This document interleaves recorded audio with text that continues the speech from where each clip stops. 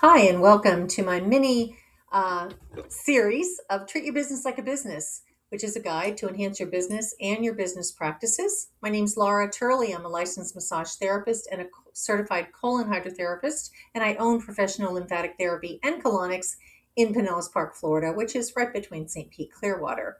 So I'm excited to have you join me.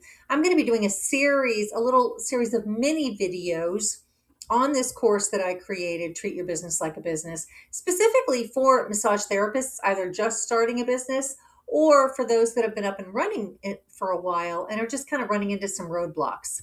Um, yeah, because we all do that. So the course description, the journey that we're about to embark upon is a practical course which is going to equip you with the essential business knowledge to launch or enhance a successful massage therapy practice. We're going to learn how to define your brand and identify your ideal client, establish your pricing strategy. We'll cover essential topics like business structure, bookkeeping basics, and how to determine effective marketing strategies. And by the end of the course, you'll be equipped to launch and grow a reputable, easy to manage practice that reflects your passion and expertise. It's exciting. Okay.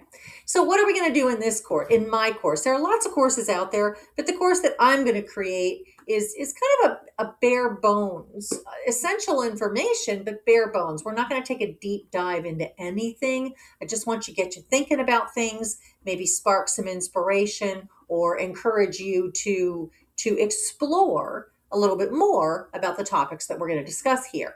But after you complete this course, you're going to be able to brand yourself and know your client. So you'll be able to clearly state your unique brand identity, define and find your ideal client, and establish your pricing policies. Those are all really important things. Knowing who you are, identifying your ideal client, and then creating those policies, not just the pricing, but the policies that are really comfortable for you, that match your target audience, and allow you to earn a living.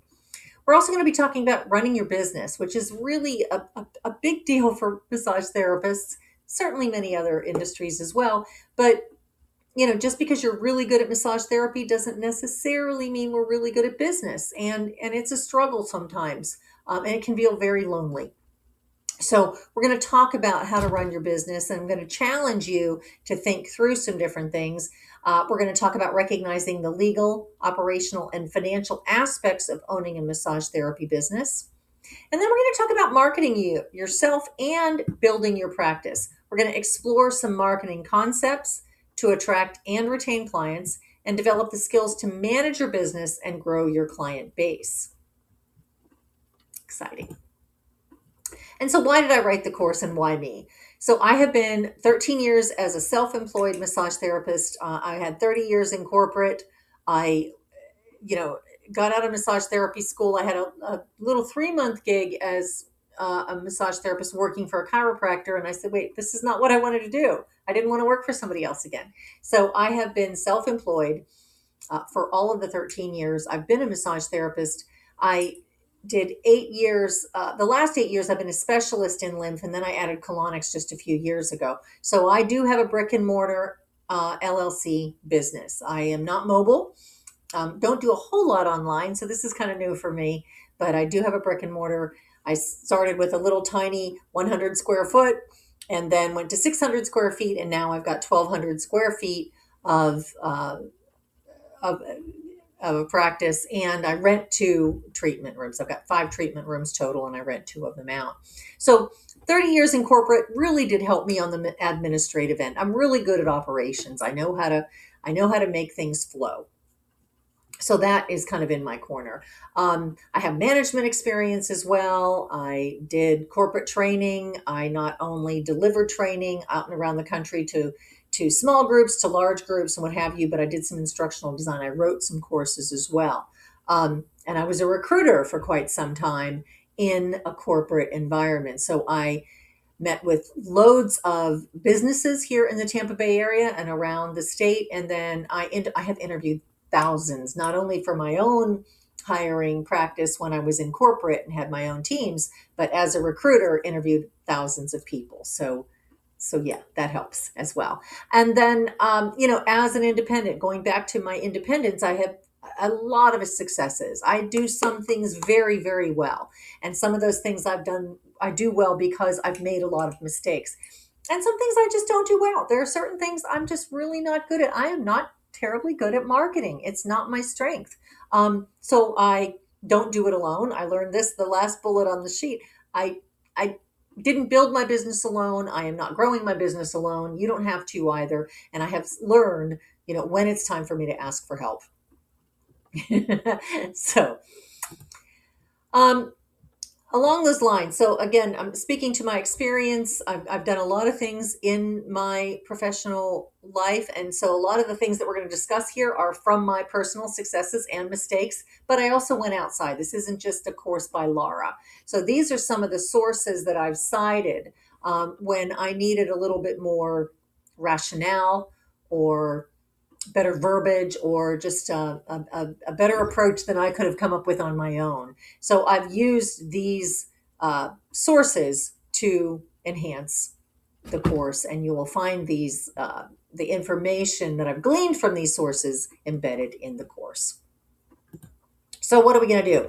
Just three overarching learning objectives in the course, in the snippets that you're going to get from my course. So the first one is to brand yourself, know who you are and know who your client is. So we're going to dig in a few exercises to help you clarify that, because you might know very well who you are, but we're going to help you put a big red bow on that. And then the running of the business, which again is not the fun aspect for a lot of people. I happen to love it. Again, I've got an operations background. I love running a business. I love running the operations. I like making things go. Not everybody does. So I hope I can share some of that with you.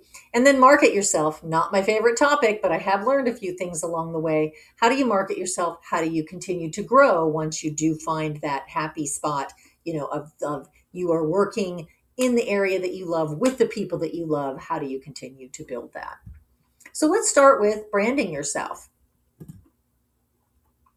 So this is a big full screen here, but branding, I chose from Indeed.com. You'll see here, branding, the definition of branding, according to Indeed, is the process where a business makes itself known to the public and differentiates itself from competitors.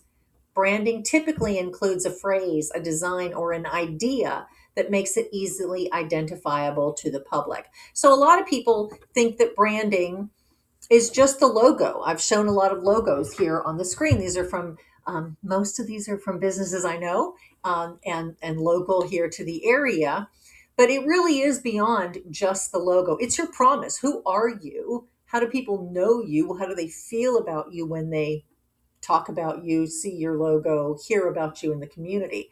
And I believe, now this is my personal opinion, it should reflect your specialty.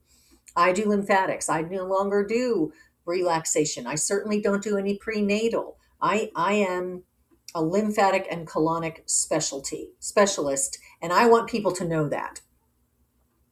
And so again, wanting people to know that last bullet there aligns the brand, who I am, with my client perception and who my target audience is. So I was really grateful in the very beginning. My logo is right up here on the top left. I was very grateful to have a business coach help me choose my business name. Now this is training by Laura right now, but I think it's worth discussing. So my business coach encouraged me strongly to name my business very clearly. I really wanted something flowy. I was doing lymphatics and I wanted it to be cutesy and flowy and talk about fluid and moving and all the health benefits. And he goes, no.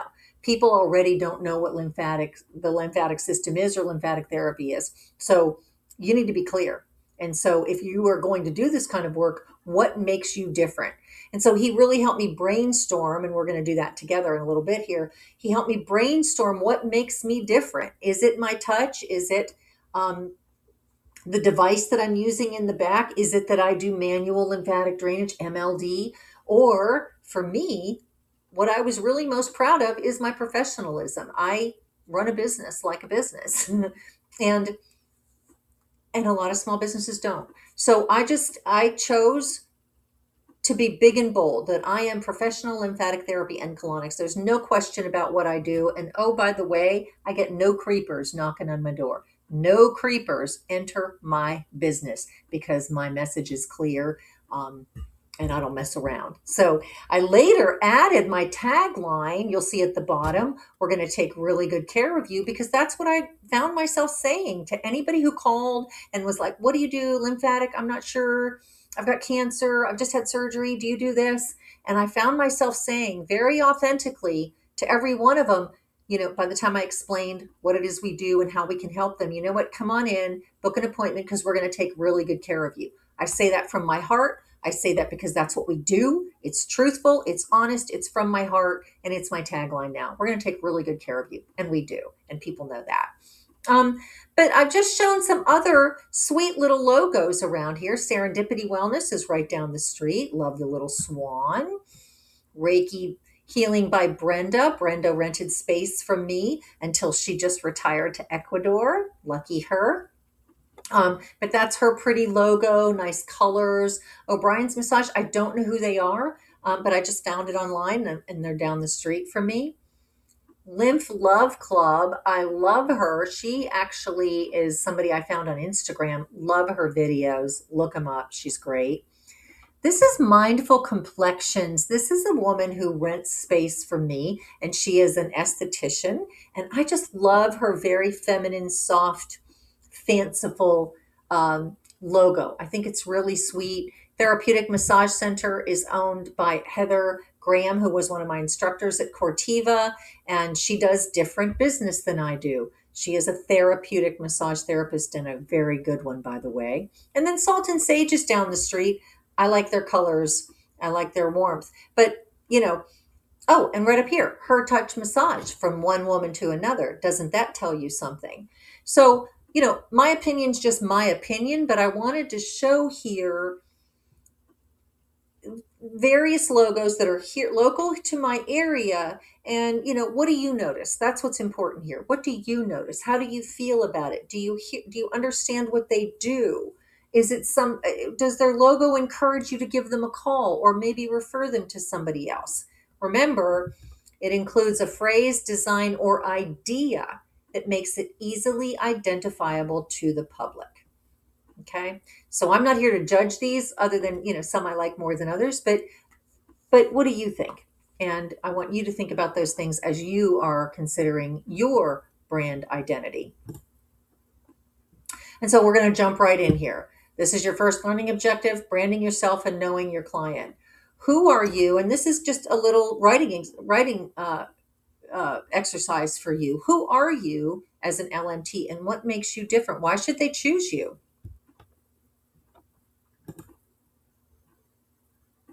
Yeah, I'm going to go back a slide. I'm going to go back to why they should choose you. There we are. Sorry about that. So I have a little worksheet that should be attached under this. It should be on my YouTube page, should be attached, and should help you go through this. If not, you can just jot your own list. But I would encourage you, as my business coach did for me, to jot down 10, 15, maybe even 20 things that describe you, all encompassing as a massage therapist, right? Are you professional? Are you sharp? Are you competent? Are you skillful? Are you compassionate? Do you listen well? Right? Are you effective? Find those words that most resonate with you and how you want the world to perceive you. I'm going to pause here and let you do that writing, or you can find the worksheet, and then we'll come on and we'll finish. We'll actually head into the next video. All right, let's get started.